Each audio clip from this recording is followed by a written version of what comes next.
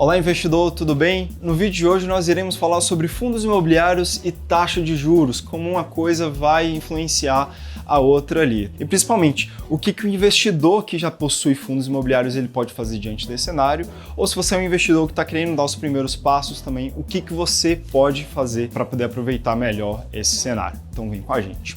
É bem comum, nesse período de alta de juros, a gente ouvir, eu não vou investir agora em fundos imobiliários porque eu sei que eles vão performar mal, porque quando o juro sobe, o IFIX cai, a gente já viu esse gráfico aqui algumas vezes na nossa vida. Mas será que isso é bem verdade ou será que eu posso comparar uma coisa com a outra? Tudo acontece, basicamente, porque o investidor ele começa a comparar a taxa de uma aplicação em um CDB de banco, por exemplo, ou no próprio Tesouro. Essas aplicações começam a se tornar mais interessantes. A gente compara essa taxa com o de fundo imobiliário e às vezes tira uma conclusão ali bem precipitada. Mas para a gente entender se eu posso comparar uma taxa diretamente com a outra, a gente tem que dar um passinho para trás e entender os tipos de fundos imobiliários, porque cada tipo de fundo vai sofrer influência de alguma forma ali da taxa de juros e de formas diferentes. Bom, a grosso modo, nós temos duas grandes categorias de fundos imobiliários. Nós temos os chamados fundos de tijolo, o próprio nome já diz, né, imóveis físicos. A gente está falando aqui de lajes corporativas, a gente está falando de shopping center,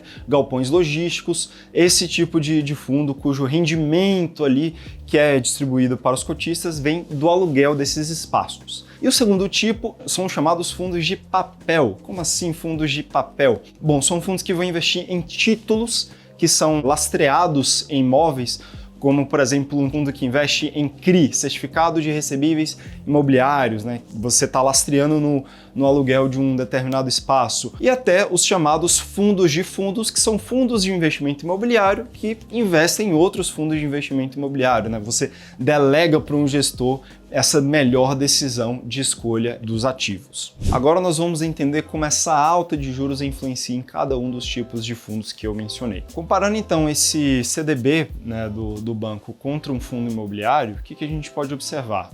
Quanto o CDB, vamos tomar como exemplo, ele te paga 12% ao ano.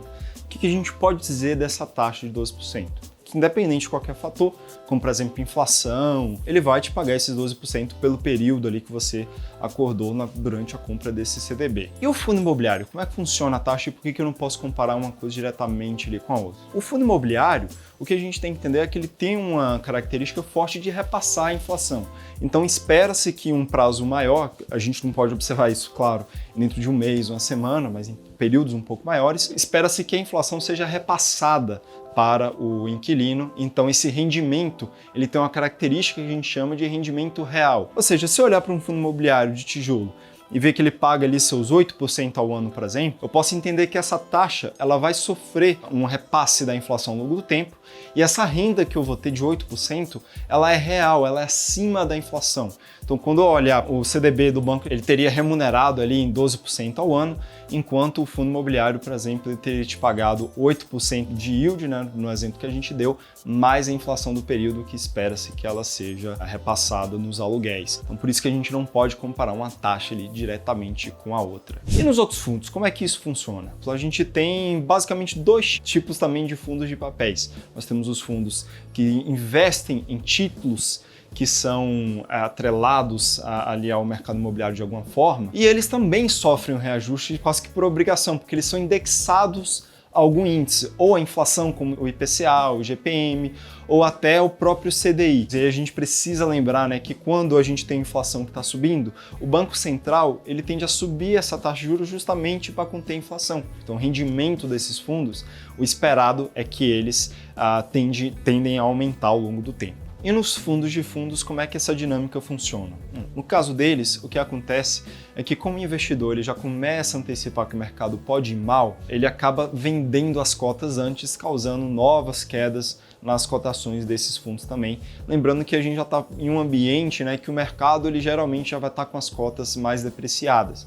Então é muito comum a gente ver grandes quedas nesse tipo de fundos, o que pode gerar até algumas situações de oportunidade. Mas o investidor precisa estar atento que ele vai ter alguma volatilidade ali nesse tipo de fundo durante esse período antecipando essas notícias ruins. E dito isso tudo, o que os investidores podem fazer, né, e quem quer entrar nesse mercado? Bom, se você é um investidor que já tem fundo imobiliário, é muito importante você entender qual que é o papel desse tipo de fundo na sua carteira. Por que você comprou ele em primeiro lugar? Foi para ganhar aquela renda mensal recorrente, que é isenta de imposto de renda?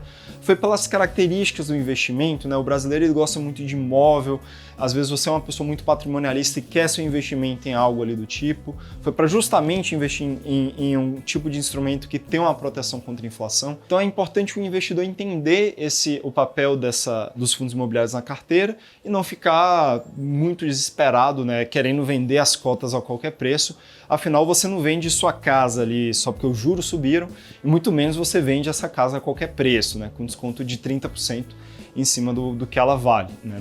Não faz sentido. Então o investidor ele precisa pesar isso para não ter essa ansiedade e querer sair se desfazendo das cotas. A segunda atitude que o investidor pode tomar é sempre ter uma carteira diversificada, né? Igual eu falei, vão ter tipos de fundos que vão sofrer de formas diferentes e alguns vão até se beneficiar, como eu citei o exemplo de alguns fundos de papel. Então o investidor ele precisa ter uma carteira balanceada entre tijolo, papel e também nos diferentes setores ali que cada um tem. Afinal, acho que uma das grandes vantagens dos fundos imobiliários é oferecer essa diversificação para o investidor. E você que quer dar os primeiros passos nessa classe de ativos, bom, esse é um momento agora que você tem uma boa oportunidade de comparar fundos que estão descontados. A gente tem visto muitos fundos aí negociando muito abaixo do valor patrimonial e com bons yields, e também fazer essa compra aos poucos, sem ansiedade. Os preços devem ficar um pouquinho voláteis, um pouquinho de lado por algum tempo. Lembrando sempre que, se eu tenho um momento em que os fundos de papéis eles vão ser beneficiados de alguma forma, cuidado porque eles podem estar caros. Todos os investidores vão estar pensando mais ou menos dessa forma, a gente vê fundos mais caros. Em contrapartida, a gente tem boas oportunidades de bons fundos tão descontados e com belos yields, porque os investidores panicaram, se assustaram e não querem esse tipo de fundo agora, também dá boas oportunidades. Bom, se você chegou até o final do vídeo, não deixe de se inscrever no canal e nem também de ativar o sininho para receber novas notificações. A gente tem produzido muito conteúdo igual a esse para traduzir um pouco desse universo para o investidor. Bom, por hoje é isso e bons investimentos.